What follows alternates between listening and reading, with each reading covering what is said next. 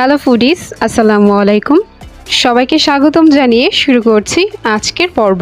আজকে আমি আপনাদের জন্য নিয়ে এসেছি অনেক সহজ আর অনেক সুস্বাদু একটি বিস্কিটের রেসিপি। আজকে আমি তৈরি করব নানখাটাই, আর এই বিস্কুটটি আমি তৈরি করব ওভেন ছাড়া চুলায় খুব সহজেই এই বিস্কুটটি তৈরি করা যায়। এই নানখাটাই বিস্কিট আমার পরিবারের সবারই খুবই প্রিয়, আর খুব অল্প উপকরণে আর খুব স্বল্প সময়ে এই বিস্কুটটি তৈরি করা যায় বলে আমার কাছেও এই বিস্কুটটি খুবই ভালো লাগে। আজকে আমি কোনো প্রকার ডিম, বাটার আর ওভেন ছাড়াই এই বিস্কুটটি তৈরি করব।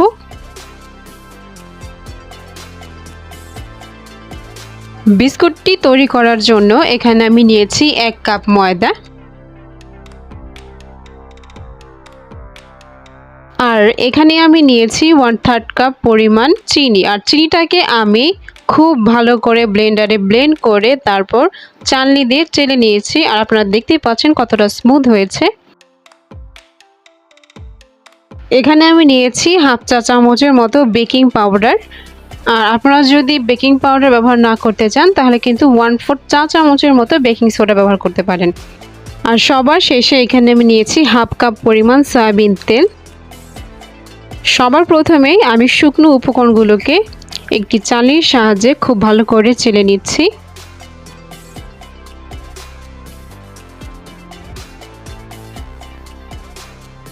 শুকনো উপকরণগুলোকে চেলে নিয়েছি। এখন এর মাঝে আমি 1/2 কাপ তেলের সম্পূর্ণটা এখানে দিয়ে দিচ্ছি। আপনারা যদি চান তাহলে এখানে অর্ধেক বাটার আর অর্ধেক তেলও ব্যবহার করতে পারেন। এখন এই তেলের সাথে আমি শুকনো উপকরণগুলোকে খুব ভালো করে হাত দিয়ে মিশিয়ে নিব। মিশিয়ে আমি একটি ডোয়ের মতো তৈরি করব। তো এখানে তেলের পরিমাণটা কিন্তু একদম অ্যাকুরেট 1/2 কাপই দিতে হবে। তো ডোটা আমি তৈরি করে নিয়েছি। এখন আমি একটা সারফেসে এই ডোটাকে এভাবে ফ্ল্যাট করে দিচ্ছি বিস্কুটের শেপ তৈরি করার জন্য। আর আজকের এই নানখাটাই বিস্কিটটা আমি স্কোয়ার শেপে তৈরি করব। একটি ছুরির সাহায্যে আমি এভাবে কেটে নিচ্ছি। এখন আবার আমি স্কোয়ার শেপ করে কেটে নেব।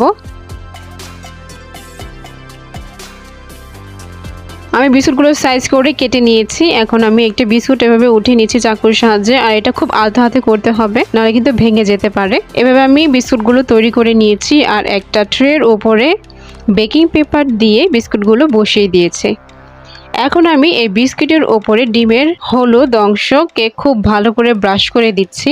এতে করে বিস্কুটের কালারটা কিন্তু অনেক সুন্দর আসে। আপনাদের কাছে যদি ডিম ভালো না লাগে সেক্ষেত্রে এই কুসুমটা না দিলেও হবে। এখন আমি এই বিস্কিটগুলোর উপরে সামান্য পরিমাণে সাদা তেল ছিটিয়ে দিচ্ছি। এতে করে এই বিস্কিটের সৌন্দর্য কিন্তু অনেক গুণ বৃদ্ধি পায়। আপনাদের কাছে যদি অ্যাভেলেবেল না থাকে সেক্ষেত্রে কিন্তু না দিলেও হবে। তো এখন আমি এই বিস্কুটগুলোকে চুলায় বেক হতে বসাবো।